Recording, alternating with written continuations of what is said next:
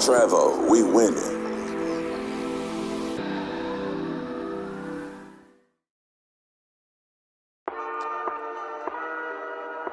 Yeah. Hey, Kid Sky. Hey. Pass it all around, hear the song, know it's going down. Pass it all around, hear the song, know it's going down. Smoke session rounds, got a pound, yeah, it's going down. Smoke session rounds, got a pound. Hey yo, what's up? It's your boy Kid Sky, Yeah, you already know what it is. The boy Chess _FDE on everything. And it's your boy the Gift the Ruler on TikTok and God damn it, here we go. it's your boy the Gift the Ruler on TikTok. Bro, Hey, don't edit this out, okay? It's your boy the Gifted Ruler on TikTok and Instagram and Glock Buddy on Twitch. There we go. click clack, motherfucker. Don't edit this out. Keep it. That gun jam like a I want these motherfucker. motherfuckers to see that I ain't perfect. Ah, shit. Period. You can follow me on Twitch at KidSky365 and Instagram at KidSky365, bro. Oh, check out that YouTube page, bro. You know what I'm saying? Kid Sky presents the smoke session. Yeah. And how much it costs? No, So nothing. subscribe to a motherfucker, Nothing. bro. Subscribe. Hit the button, bro. You probably gonna waste maybe a quarter of a calorie hitting that button. Quarter of a calorie. Just a quarter. Just two. A like and a subscribe button hit. That's all. It's two things. I mean, if one Bam. footstep is 1 calorie, then It got us on the moon. Hey, don't wait till we rich to show us that you love us, man. there it is. You know you love us. That's a good point. Alright, so today's topic of episode, you know what I'm saying? Holy shit. You know what I'm saying? I feel, you know what I'm saying, we can get, you know what I'm saying, pretty, you know, comfortable with this one, you know what I'm I was saying? gonna fill the glass a little more, but I figured I'd chill real quick. Real quick. Okay, it's called accepting losses. Alright, it's a real big important of growth. It's an important process of life. It's accepting losses, big, little. Doesn't matter what kind of loss it was. Did you grow from it? Did you not grow from it? You know what I'm saying? Did you learn from it?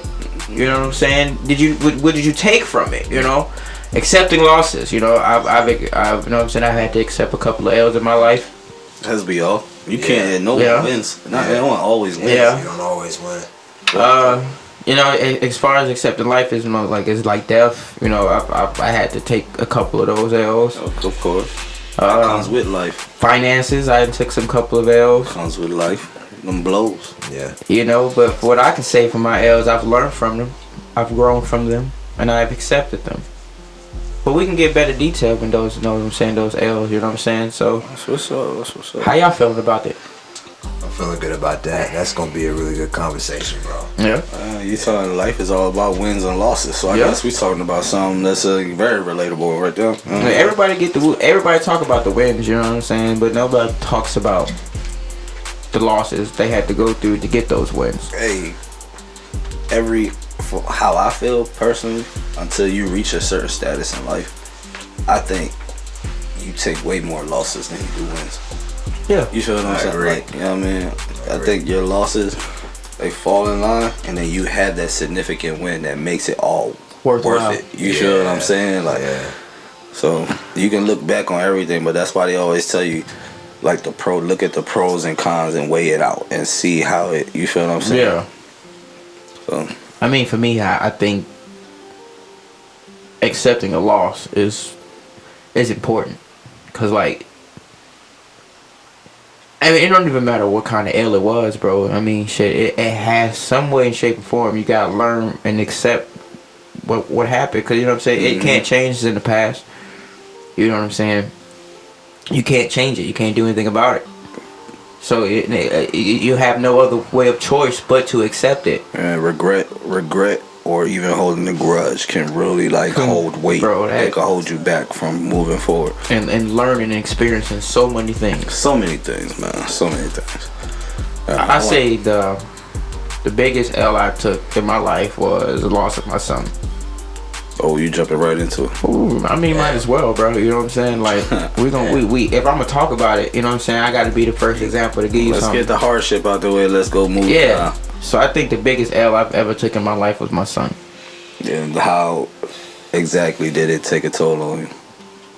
Mentally, Mentally, it was a strain because you know what I'm saying. This is my first kid. You know what I'm saying. So it was an experience that, you know, that I was in and I was looking forward to. You know what I'm saying. Enjoying the benefits of everything, I guess. But like that era was crazy. And was it with the mother of your child? Yeah. It was. So y'all experienced that together? Yeah. Right. Damn. That was hard, bro. And I'm gonna be real. I've never like cried so much in my life. At one point, and I'm talking about steady tears where I couldn't like stop type shit. It was exactly weird. Did it happen? That's how crazy it is, bro. It was weird. It was like, okay, I think it was like, I want to say like 6 months. Like 6 months in, yeah, because he was almost full term. Because if he would have lived, he would have been at least a preemie. So it was one day we was chilling outside, you know what I'm saying, with the kids, and in general everybody playing and shit. We was chilling. Later that night, she had felt like this real bad pain, and you know what I'm saying, I didn't know what to do about it, you know what I'm saying, because she normally had them, but it wasn't like this crazy. So what the doctor told her is, you know what I'm saying, you have any pain, just take a bath, you know what I'm saying, a warm bath, and like massage, and some massage technique she gave me or some shit. So we did that. So the next morning, we already had like a doctor's appointment set up anyway, for you know what I'm saying. So I guess time and inconvenience was like everything. Next morning we have a doctor's appointment, and that's when we get the news that the baby somehow, it was a weird way they put it. It was weird because he was supposed to be a twin. But the other twin, I guess, wasn't developed or something, and he ended up being like not made, if that makes sense. And it was a stillbirth, you know what I'm saying? So she actually gave birth to the actual baby and shit. So it was tough. See, I think that's the rough. That was one tough. too. That was tough. People always talk about having miscarriages, but I don't think they really understand, like, if that baby would have, that would have happened, you feel what I'm saying, instead of that baby going before, when it was just in the menstrual cycle stage, I guess you could say, you feel what I'm saying, like, then when you pass it through, you see the chunks and stuff like that. Don't get it twisted. You tell it's way different than the original shit. Yeah. Bro. To go through that, to actually have to sit and actually go through labor. Bro, that was you see hard. what I'm saying? Like that's the whole. You feel what I'm saying? Yeah, and accepting that mentally was hard. I definitely see that. Yeah. That was hard. Accepting it spiritually. I grew from it. I spiritually grew from that. Like after that happened, I got really heavy into like spirituality and metaphysics and trying to figure out things that didn't make sense to me. You know what I'm saying? So. And it also shows a lot to your relationship with your daughter. Yeah. How much you cherish that relationship. Man. Yeah. That. But I tell you, like, that was a really rough period. I thought, cause when I say I took a couple of L's, I lost both my grandmothers, and like, I want to say the same year. It was like 1 year happened on New Year's. No, it wasn't the same year, because one happened on New Year's, and the other one happened like, I want to say 2 or 3 months prior to that. So I lost my grandmothers in the same year. I lost my father like in 2013, and I lost my son and my cousin. I forgot about my cousin. So, and I was like one of my cousins I was really close to type. You know what I'm saying? So I've learned, and it has shaped me spiritually that my whole view is accepting death has changed. Like I'm more like how I am spiritually and how I think of the afterlife now. It's a lot different to where I thought there was a heaven and a hell. And I felt like, you know what I'm saying, they can go either way, you know what I'm saying? This is how crazy it is. I could never fully expect somebody to go to heaven because I don't know how they was. I only experienced them from my time in the world. So I couldn't be like, oh yeah, she in heaven. I couldn't, you know what I'm saying? I couldn't say that. Or I couldn't accept if my grandmother went to hell, you know what I'm saying? I couldn't accept that shit. So for me it was like, how do I determine how I really don't know. That's your, I was about to say that's your beyond, bro. Like that, which means it's beyond your whatever you want and whatever you think. But I can't assume these things. You know what I'm saying? Exactly. So I'm like more of a factual type of person to a certain extent, to where it helped me spiritually grow and figure out like and learn new things too. So when I say when you can accept losses and learn and grow from them, like it helped me spiritually where I don't even think of death as the same as it used to be. And you know, like losing a kid was like I feel like I lost a parent, but losing a kid was crazy. Like that's something I thought I'd never experienced. But that's like the biggest L I've ever took in my life.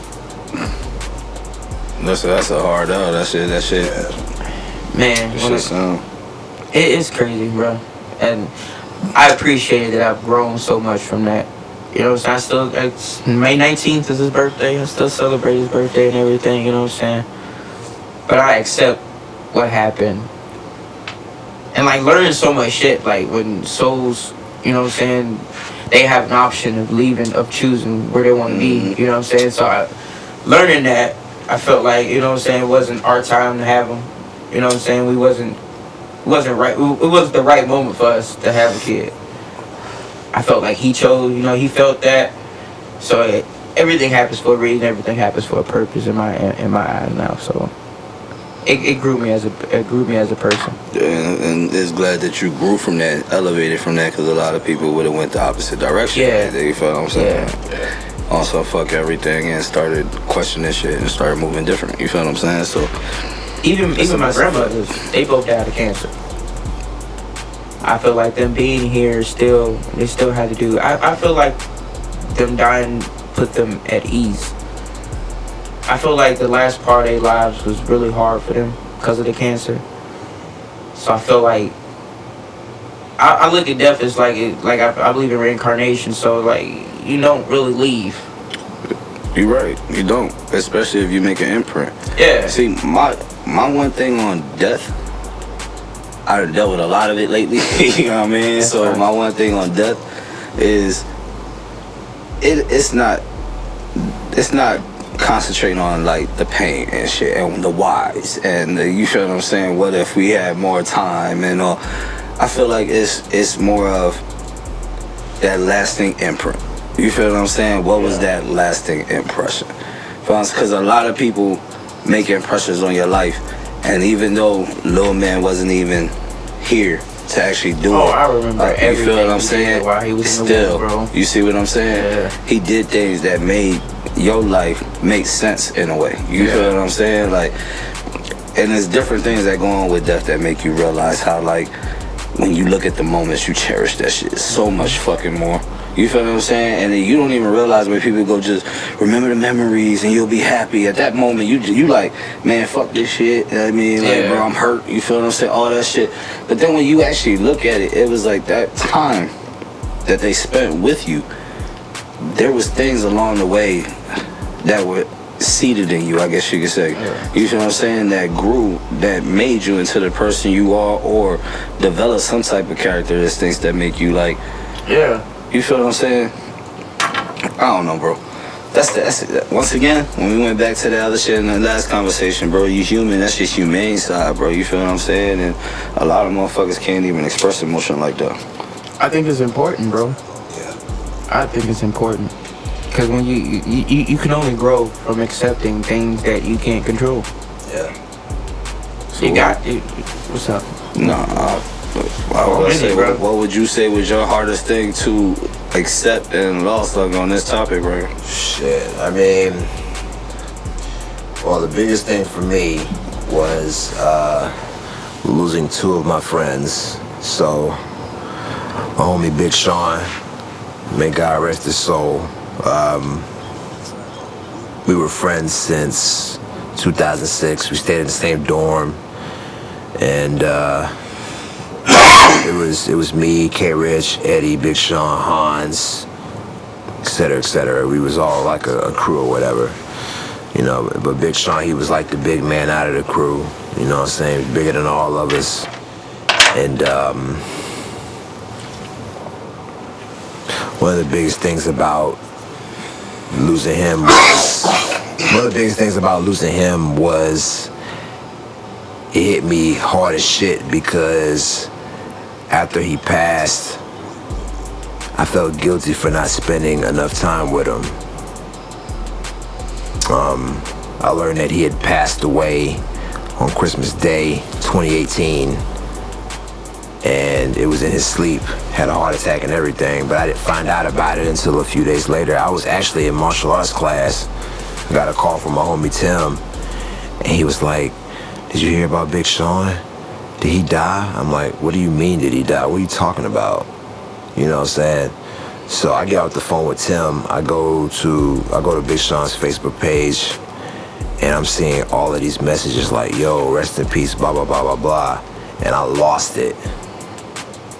I completely lost it because from what I can remember, Big Sean had lost weight. He was exercising, staying active, you know, and this is because he was dealing with some heart problems. He had heart problems for a good bit of his life. Yeah. So he was losing weight, trying to get in shape and everything. And then come Christmas Day, that's it. He's gone, you know, so. And for it to be Christmas. Yeah, so I lost it that day. You know what I'm saying?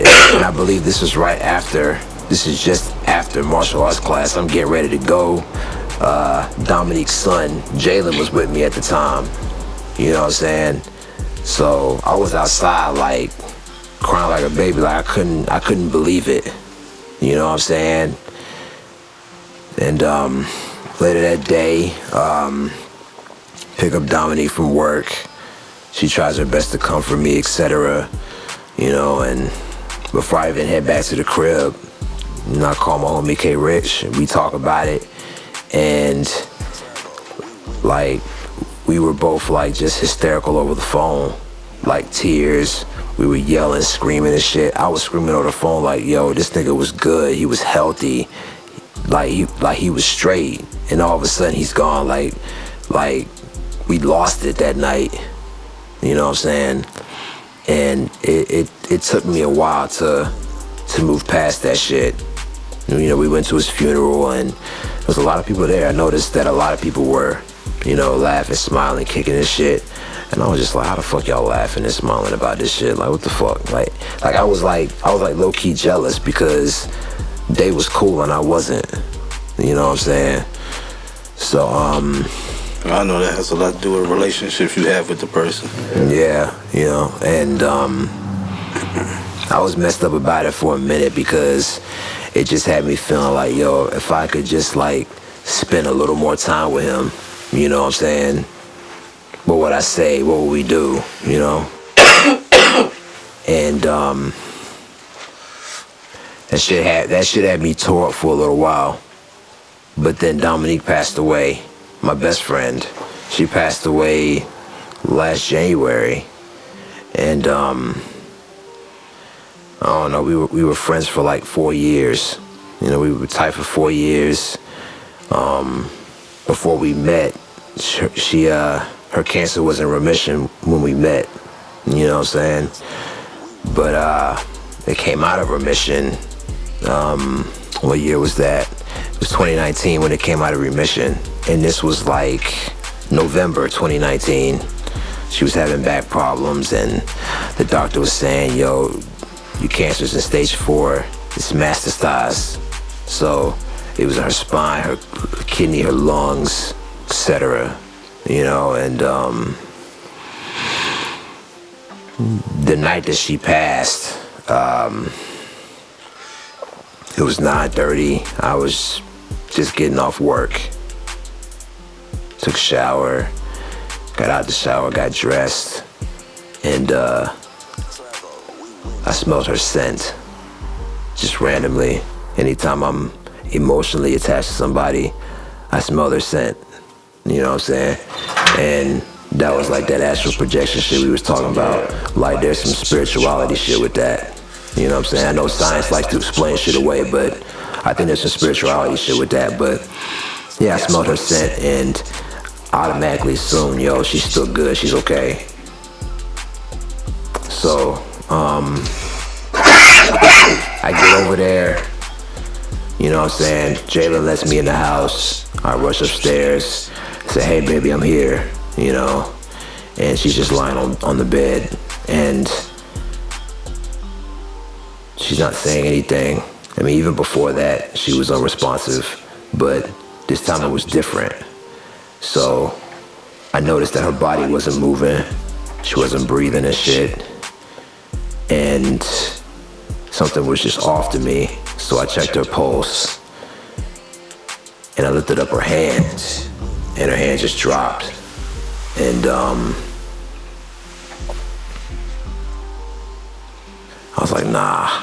So I go to leave the room, but then I come back. I check her pulse again, check her breathing, etc. Still nothing. So I go downstairs and her dad and her stepmom was like, hey, Derek, we hear you come in. We got some food in the kitchen. And I'm just looking like, yo, she's not breathing. So everybody jumps up from the sofa, rush upstairs, and they find her like that, just lying there. So I almost couldn't believe it because I believed that she was gonna make it. And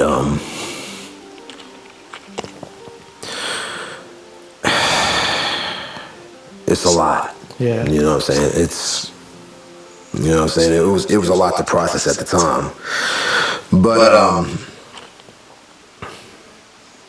I was there, not every day. I wasn't there with her every day, but I was there, and she knew I was there. You know what I'm saying? Throughout the 4 years of our friendship, you know what I'm saying? There was some good and some bad. You know what I'm saying? But the good times were sweet. You know what I'm saying? The times we spent together, the conversations we had, the things that we experienced. You know what I'm saying? All the memories we had, you know what I'm saying? It was all worth it. And if I had an opportunity, I'd do it all over again. You know?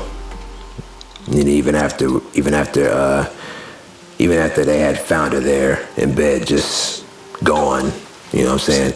Before the nurses came and picked her body up, I literally went back up to her bedroom and I lied next to her dead body. Like, I lied there because that was the last time I was gonna be close to her. You know what I'm saying? Her stepmom came in the room and saw me, and she just closed the door behind me because she knew what it was, you know? But yeah, that was the last time I was close to her body, you know? I got a little drunk that night, you know what I'm saying? I lost it. You express yourself. Yeah, I expressed myself. I expressed myself to her dad because I had some things that I had to get off my chest too, and whatever little shit he had to say to defend himself and make himself look like he wasn't a bad guy. I mean, I feel you. Yeah, it's whatever. But I mean, it's definitely a moment. It's definitely a moment, man. But yeah, as far as how I look at cancer, it's like anytime cancer time comes around the year, anytime there's like, you know, like little donations for cancer and shit like that, I get upset because it's like folks been donating millions to this shit cancer for decades, research to try to figure it out. and y'all still asking for more money, like, you know what I'm saying? Like, I look at cancer like, yo, like, y'all still want more. Yeah. Alright, you good, bro. I'm gonna go this way real quick. But yeah, I just look at cancer research, cancer donations like, yo, y'all just raping motherfuckers because y'all not even really doing nothing. I mean, yeah, certain cancer funds facility. Nah, certain ones are actually, but it is. Trust me, I get what y'all saying. If anybody get what y'all saying, you know I get what you're saying. Yeah. I don't think as many people that should be cured with the money that's being donated are being cured. But research is being found. Ain't no buts. At the same time, research is being found. Yeah. And shit should still be happening. Where? I don't think we should like talk about where. I just feel like It's not the Yeah. For it anyway. Right. You know, it's just, there's so much more that could be done. And I was at the mall. That I do agree with. Yeah. I was at the mall one day. One guy approached me and, you know, he was asking me if I'd be willing to donate to some cancer foundation. And I got triggered. And went off. I was like, yo, I gotta go. I had to get out of the mall. I had to get out of there because I was finna fucking break the fuck down. You know what I'm saying? Yeah. But one of the things that I learned from that whole ordeal, that plus losing Big Sean, was to cherish the relationships that you currently have and try to spend as much time with people as you can. You know what I'm saying? Because you never know when it's going to be their time. You never know. You know what I'm saying? And it's a day by day thing. Yeah. To that point, you feel what I'm saying? And that's the fucked up shit. I always say that it's fucked up that you don't know when you're gonna die. You feel what I'm saying? For most people, you feel what I'm saying? That shit just pretty much really just happens. I think it's even more fucked up when someone can literally sit there and tell you, say, you're gonna die in 6 months. You feel what I'm saying? And that 6 month mark hit, and literally, you start feeling every single bit of what they talking about. You feel what I'm saying? Like, yeah. That shit is just a whole nother aspect of it. Yeah, man. And the grieving process for that whole thing. Every time, bro. It's cool. But it can sit right there for a while. But the grieving process for that whole thing, it was nothing compared to when I lost Big Sean.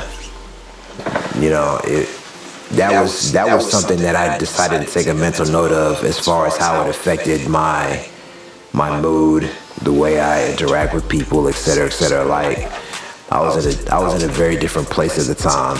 You know what I'm saying? And I needed help to get through it. And then part of it was being self-aware as to how it was affecting me, and then the other part was getting therapy. So there's that too. You know what I'm saying? And that's reasonable. Yeah. You know. I'm glad that worked for you because a lot of people say it don't work for them. You feel what I'm saying? So yeah. That's all. That's A1. My bad. Excuse me for a second. But oh man, that was yo. You straight? Yeah, man. I'm sorry, bro. That took me to a place. Yeah, man. I'm sorry. It's okay, bro. It's good, bro. You know what I'm saying? It's just that was deep. The whole grieving thing was a learning experience. I remember watching an episode of WandaVision where I think I might have said it to y'all on Twitch, can't remember, but there was an episode where she was talking to Vision about losing her brother and shit. And then Vision was like talking about how he doesn't know what it feels like to lose somebody and shit. And then he's like, you know, but what is grief if not love persevering? Yeah, when I heard that shit, like, that shit brought me to tears, bro, because I already knew what time it was. Like, that shit reminded me of the letter that I wrote for Dominique. I wrote a letter, like we used to write letters to each other and post them publicly on social media, but it reminded me of a letter I wrote for her. Yeah, I'm that nigga. You already know what time it is. But it reminded me of a letter that I wrote for her explaining what love is. Like, love was a bunch of different things. And in the letter, there's a passage that states that love is perseverance. So when he said that, what is grief if not love persevering, I was like, oh shit. Right. You know what I'm saying? And I wrote this like, I think a year or two before WandaVision was even a thing.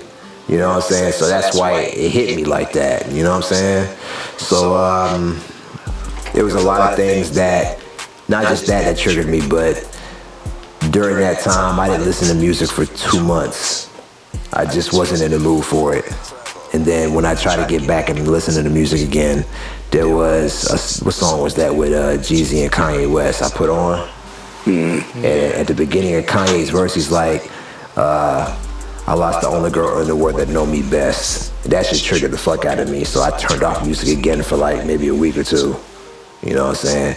So it was getting past all the triggers, you know what I'm saying?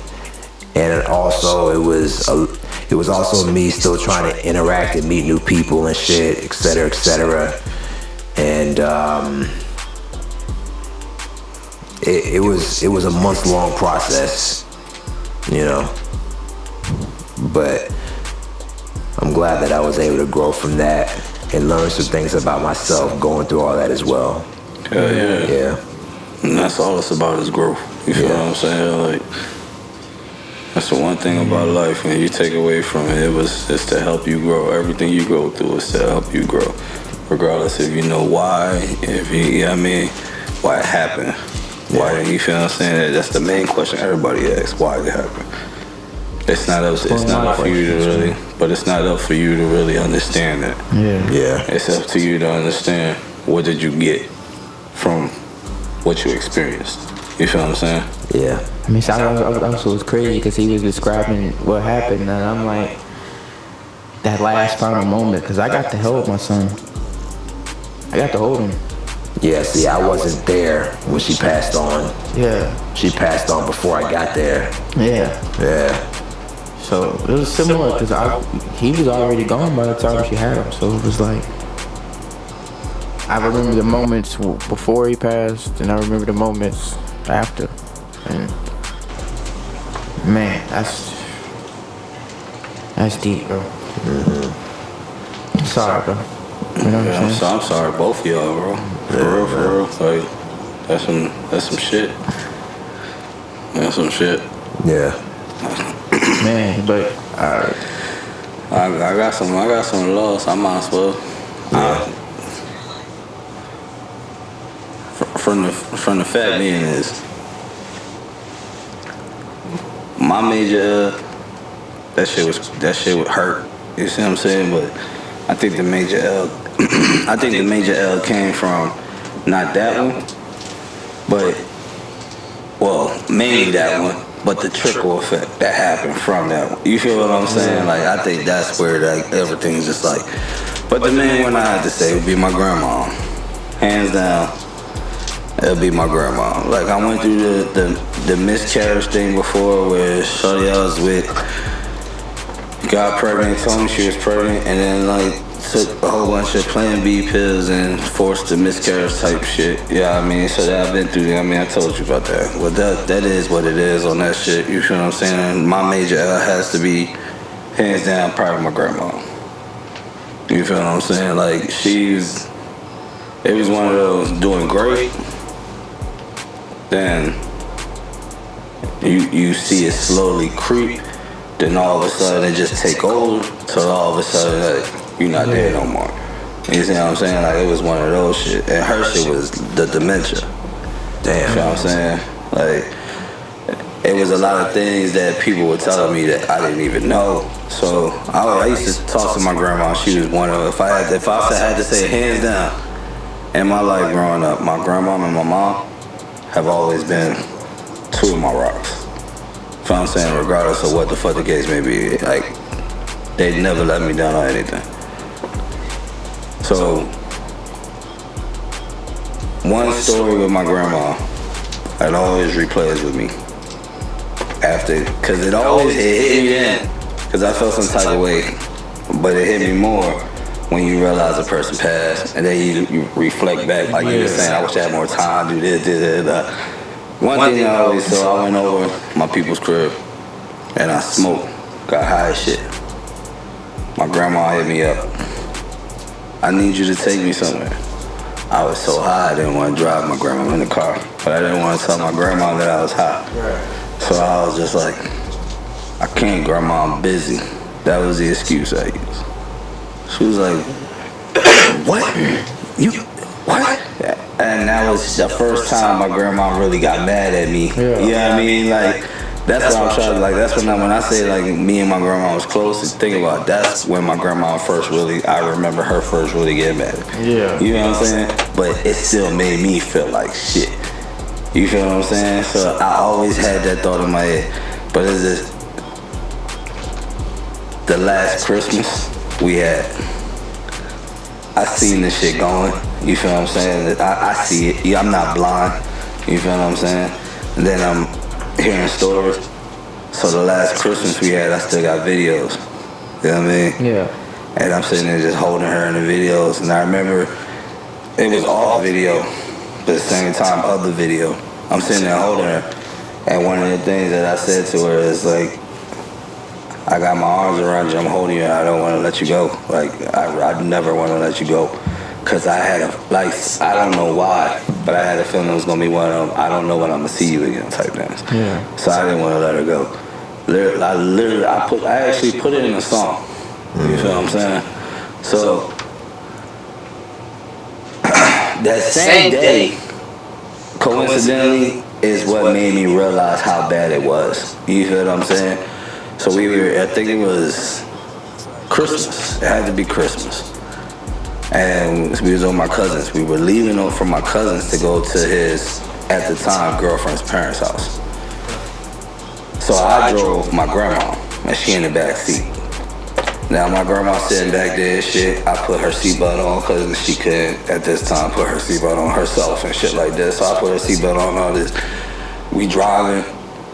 We almost there. My grandma uncomfortable. I could tell. She like, where we going? What we doing? And she fidgeting around. So I just hear stuff like going around. And she like, are we getting out? And I'm like, Grandma, what are you doing? You got your seatbelt? I look back. She told me, yeah, I got my seatbelt on. Look back when I stopped at the light. Seatbelt fully off. She just like, and that sort of made me think like she was going to try to get out the car. She wanted to get out, shit like that. That's when I started looking at shit, and then that's when I actually started to hear the stories. See what I'm saying? Like,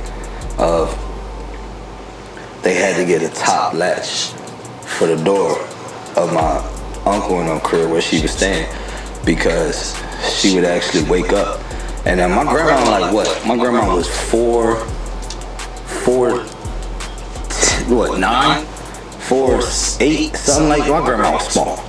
So you feel what I'm saying? Like my grandma was tiny, bro. And the older she got, she shrunk a little. You see what I'm saying? So yeah, she was tiny.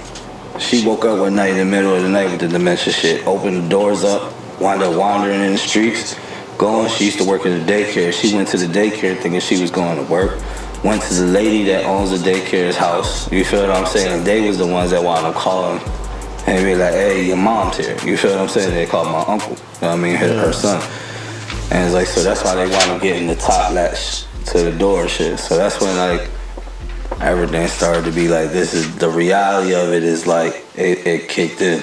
But then it was instant. You feel what I'm saying? Like right after that, it was months, like a couple months after and shit. It was just, I'm on my way home from work. I'm having a good ass day. You feel what I'm saying? I pull up in the driveway. My brother called me. Hey, like, yo, what's going on? Hey, bro, you can already hear it in the voice. You feel what I'm saying? Like, grandma gone. Nigga, I just dropped in the driveway, nigga. Start crying. You feel what I'm saying? Like, because the shit was just so. You talking about a person that went 82 years walking miles, fast as shit, energetic as fuck, to within like a year, bro. You feel what I'm saying? A year and some change, just don't know where the fuck they at, don't know who they talking to. And that was one of the things that I, not for nothing, sorry to any of my family that watched the podcast that feel some type of way, because she forgot a lot of people. One of the people I was one of the people she didn't forget. Every time we talked, she knew who I was. You feel what I'm saying? She said my name and everything. You feel what I'm saying? She would get her own kids' names wrong. You feel what I'm saying? That was, so, I look at it as that shit was instant, and that shit was very, very hurtful. You feel what I'm saying? Like, but the impact that she had can never be duplicated, and I can never take that away. And I can always be happy at the fact that anytime someone speaks her name, there's nothing but great things to say on her.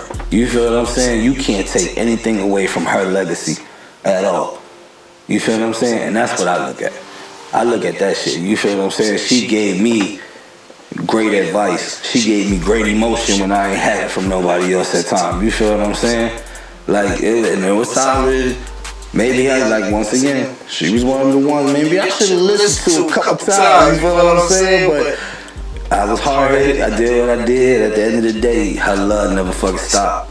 It never changed, bro. If anything, it grew. You know what I mean?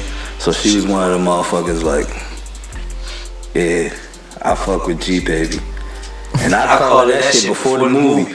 My family know that shit too. I called her G Baby before the movie, bro. And when that movie came out, I'd be like, oh yeah. That's the part that you already know what I'm talking about. But I'm like, yeah, bro, like, nigga, that was my G Baby, bro. I had her in my phone. I had her in my phone and G Baby in the flip phones. See, bro, y'all don't even know about it. Y'all don't even know about it. Me and my grandmama, we was on the same fucking phone playing shit, bro. She had your other shit. Nobody else. She told everybody, know, all the kids there. She put me under that bitch, though, nigga. Bro. That was my baby, man. But that was. I think that was my hurt. But everything that trickled afterwards. Yeah. That's a devastating road. That's a devastating road. Cause it wasn't even just me going down that road. You feel what I'm saying? It was me and Kelly going down that road at one point. You feel what I'm saying? Like, that shit hit. That shit hit. I honestly don't even know if I really want to talk too much about that shit, bro, to be honest with you. But sound good, bro. Yeah, that shit was a fucked up ass, like, that shit was a fucked up ass trip. Last year. Yeah. That shit was fucked up. Yeah. Man, I want to thank y'all, real shit. Cause, you know what I'm saying? Cheers, nigga. It's hard to express stuff like this. Yeah. So, you know what I'm saying? I really appreciate y'all articulating it enough to get it out. Like, you don't understand, I'm an empath, so I pick up on other people's emotions. So, like, I'm really, I want to cry so hard right now. I didn't think I would be, you know what I'm saying? Like, I thought I would be straight, but if anybody got a chance to look around, just a little bit at the room, you will see that shit. Family, Nip, influence of Kobe, Reggie White influence, you already know what I'm saying? And that ain't even nowhere near, like, you feel what I'm saying, actual, like, our folks. You feel what I'm saying? Like, or my folks, you feel? Boy, I got obituaries, nigga, I can hang out like a motherfucker. That's all shit, like, but from babies to grown ass men, like, this shit crazy. yeah. So, life and death is, it ain't a game. Nah. That's a ride on its own. Yeah, it ain't a game. That shit a fucking roller coaster, nigga. Yeah. Shit be going amazing, then all of a sudden, nigga, you scared, because you don't know what the fuck about to happen from this point. For real. And you gotta accept that's the cycle of life. Shit. Acceptance is what it is, man. That's one thing that I really had to accept. Was like, you know what? That's life. We're not meant to be here forever. We all have a certain time limit, even though it's shorter than what you expect it to be. Oh, crazy short. Way shorter than what you expect it to be, but I mean, you learn from it. Yep. You grow from it. You know the one thing it's like a bittersweet thing about death. It brings out the real feelings in motherfuckers that you know what I mean? Yeah. Like, cause my grandma passed, you see certain feelings from certain people that, you feel what I'm saying, that whole family shit. You know how that, I think everybody already done understood the whole, you know that whole thing when the rock of the family goes, then you see where, like, you know what I mean? There's nobody really in a position to take over before that happens. Then you see the whole, who got this opinion about what, and who wants to take this, and who wants to do this, and who wants to. It's that whole, like, it happens. You feel what I'm saying? Instead of just that. That's kind of how it is right now with my family. That's kind of how it just went from the older generation into the newer generation, bro. Because the older generation, they stood together. You see what I'm saying? You feel what I'm saying? The newer generation, as when we were coming up, it started to slowly part. Then when we got into our own, we broke out. Now you looking at it, bro, like everybody's just You know what I'm saying? It's so it's so many people all over the place. It's hard to keep in touch, other than this Facebook and bullshit like that. But 9 times out of 10, niggas ain't doing that. You feel what I'm saying? Like, yeah. But I mean, that's how I feel like with my family. Once my grandmother left, like my aunt became like the head. Now I feel like, you know what I'm saying, when she leaves, I feel like it's on me. I feel like I'm next in line for that shit. Mm-hmm. I would hope for some generational blessing, so this way, that shit can get figured out, sir. You feel what I'm saying? But the question is, fellas, like, have we accepted these things that are happening to us? Are we at a point in our lives now where we can? Relatively over time, yes. Yeah. Yeah. I'm with you on that. Yeah. Man. Yep. Yeah.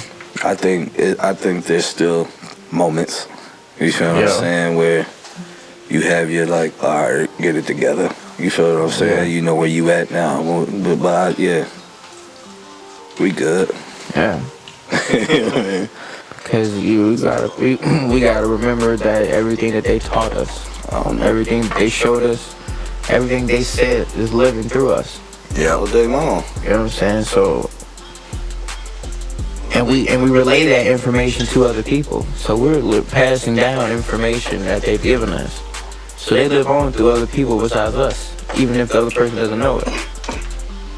So I mean, I feel like I'm at a, like, real shit, like, when you guys, man.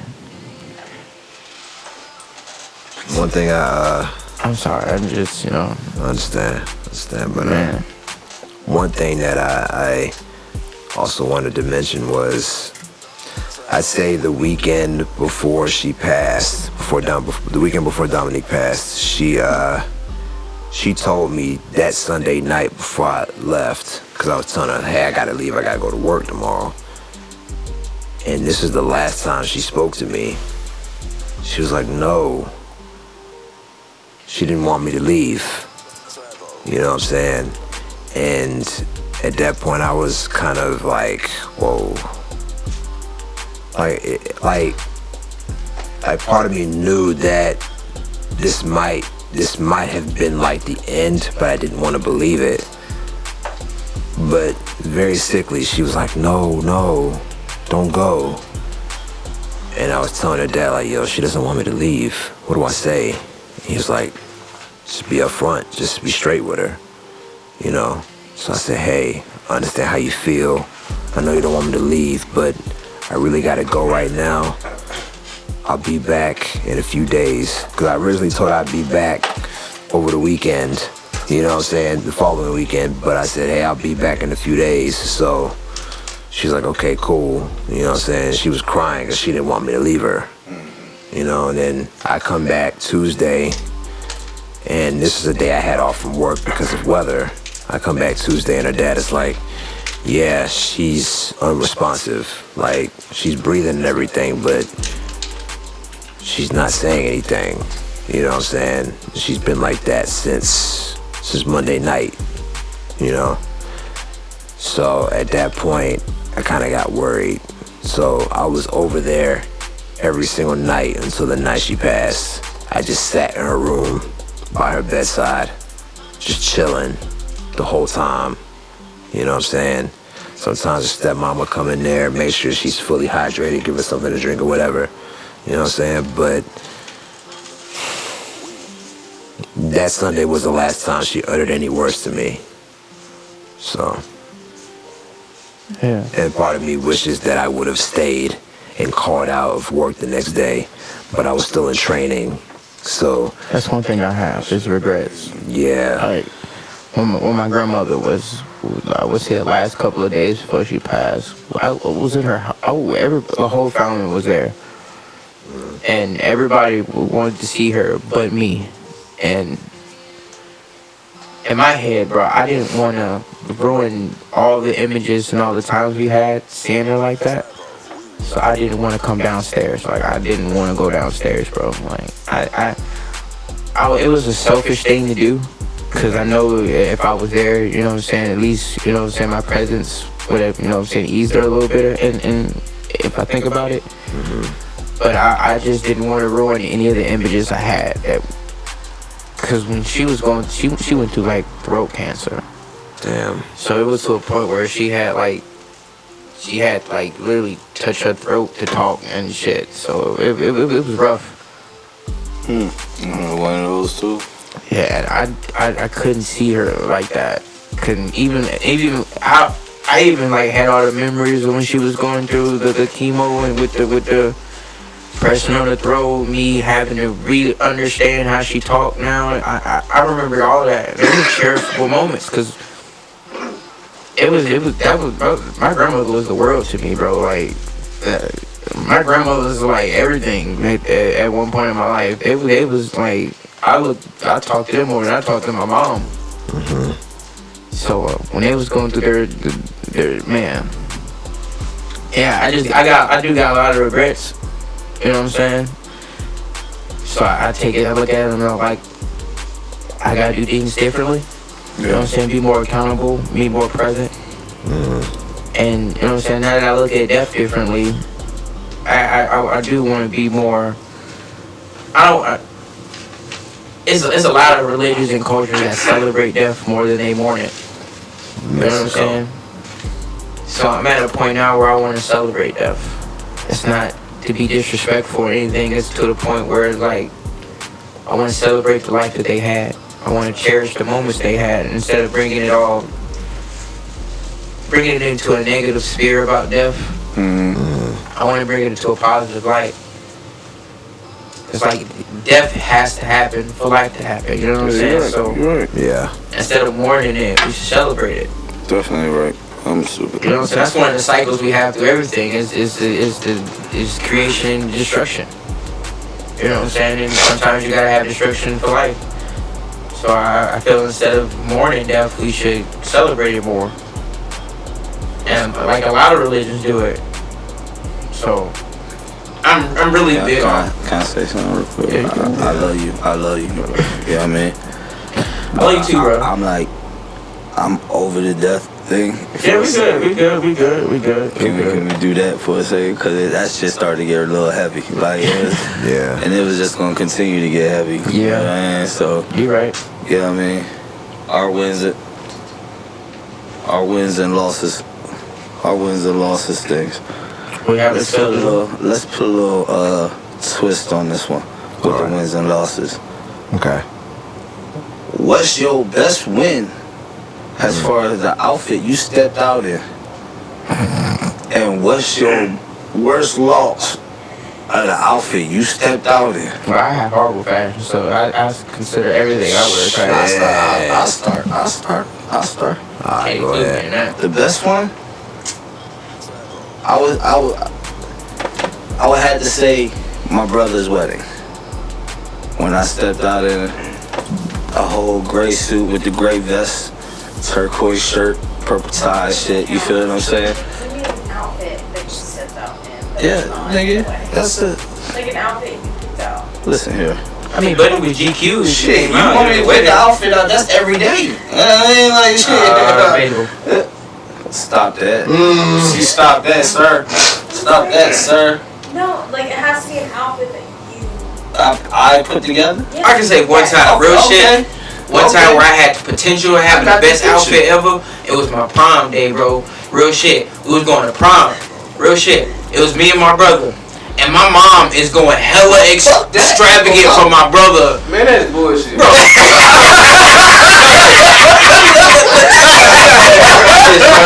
This shit got chauffeur, bro. And I got to drive the car just to the fucking. I didn't even pay for everybody to see. That's all I did. I didn't even pay for that. He drove. They got chauffeur. I didn't even get to drive the prom. I didn't even pay for that. No, she said no. You ain't got shit. Pump that. No permit. This nigga came in an all cream tux.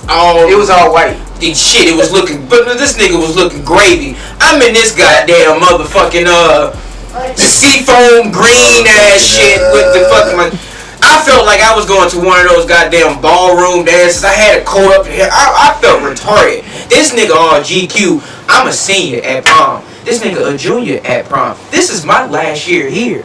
You would think my mama go all out for me. Oh no, my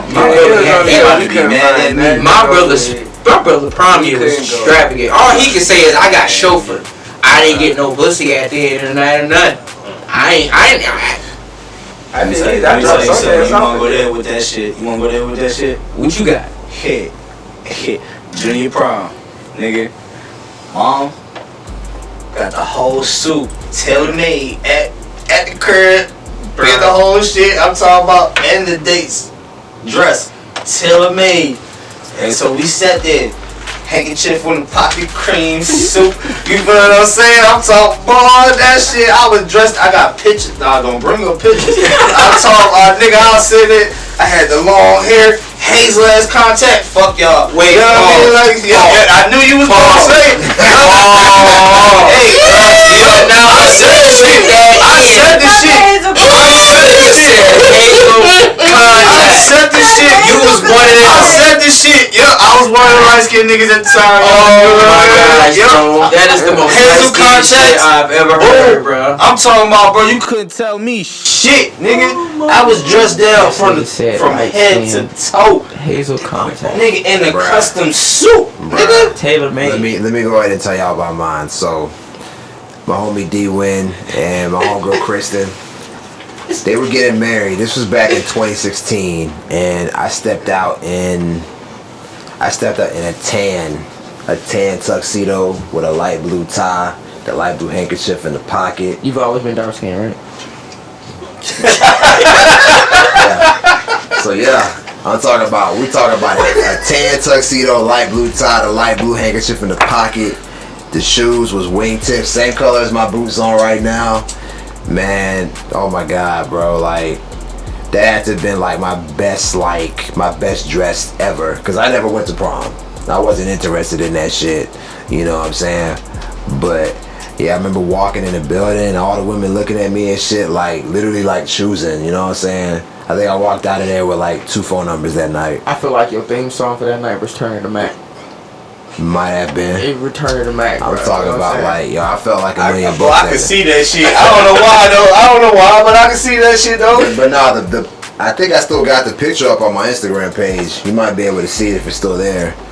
But yeah, man, that was a wonderful night for me. I felt like Superman in that tux. Once again. Yeah. For real. Now, my worst dressed. First. Man, I can't count one time. I had an error. Shit. Bro. My worst dressed. I couldn't. I blame my mom. Nah, he be having fumbles. This man will wear all white and expect not to get dirty. Then all of a sudden he be out of nowhere. Damn, how I get so much?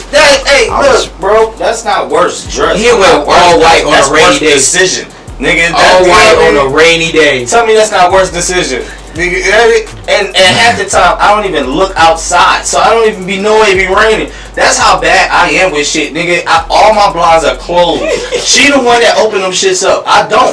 I'm dead ass serious. I don't. So when I get dressed, I don't hear the rain. I don't do. So I get dressed according to how the fuck I feel. And then as soon as I put that bitch on and walk outside, I be like, God, every fucking time I want to wear it like nigga. I say that shit, bro.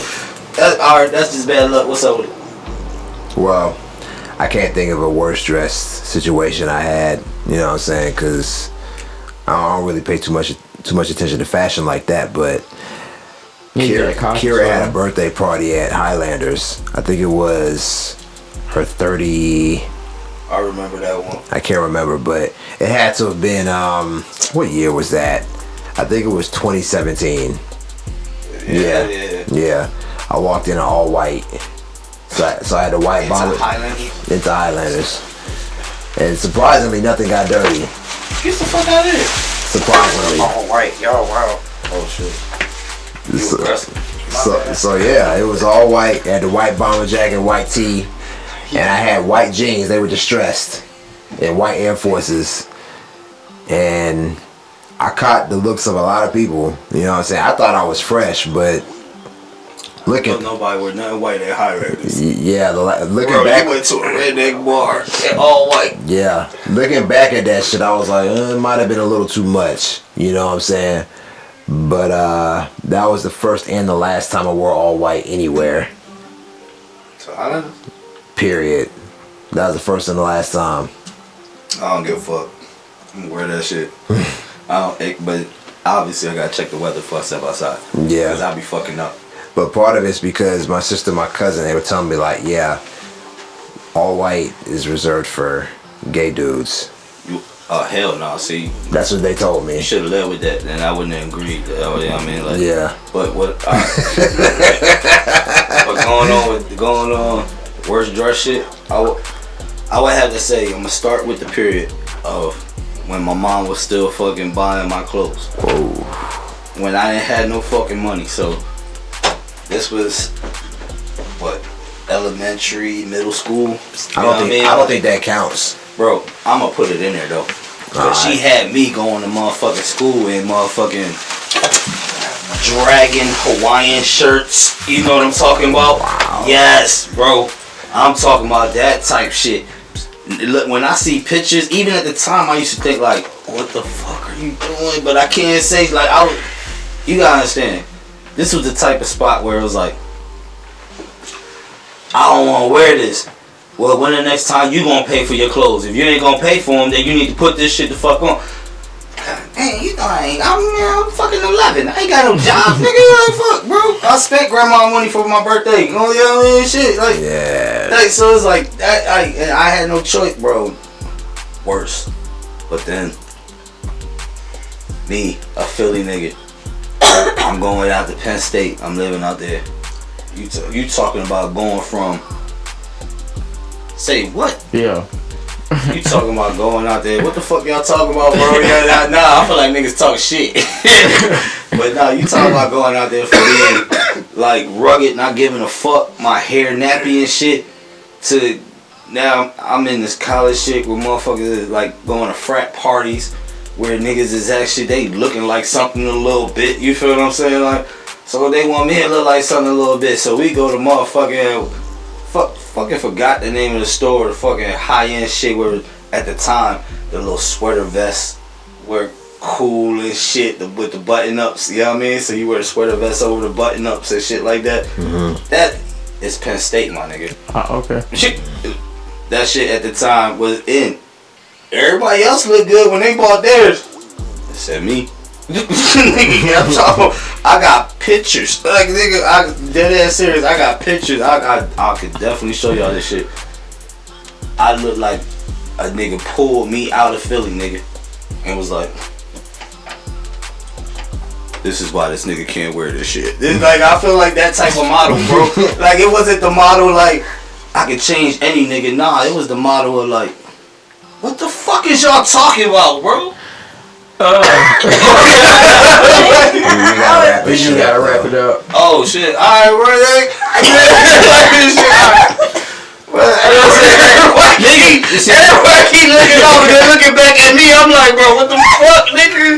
I was away from the finish. That was an entertaining story. Whatever. I guess we had to end on a good note because it was a heavy episode, you know what I'm saying? So we tried to lighten the mood. Yeah. But we did go past time, so but I appreciate everybody that came out for tonight's session, bro. You like, already know, yeah, man. Fuck with us, man. Hit the subscribe button, hit the like button, you know what I'm saying? I am your guy, Kid Sky, bro. You know what I'm saying? I am your boy, Chess_FDE on everything. And it's the Gifted Ruler on both TikTok and Instagram, and Glock Buddy on Twitch. Click clap. And you can follow me on Twitch at KidSky365 and Instagram at KidSky365. You know what I'm saying? Thank you for coming out to the session tonight. You know what I'm saying? We got deep. I appreciate y'all fellas for coming and expressing, you know what I'm saying, yourselves and our hopeless. You know, we took this as a healing moment. Yeah. And I take it for all you guys out there, you know what I'm saying? Take it as a healing moment, learn and grow from losses, you know what I'm saying? So I appreciate y'all guys coming out. This has been the Smoke Session. I'm your guy, Kid Sky. Thank you. Get down. Last but not least, we stream live on Twitch every Sunday at 9 a.m. Hey. And new episodes posted on YouTube every Tuesday and Thursday at 7 p.m. So tune in with us. Love.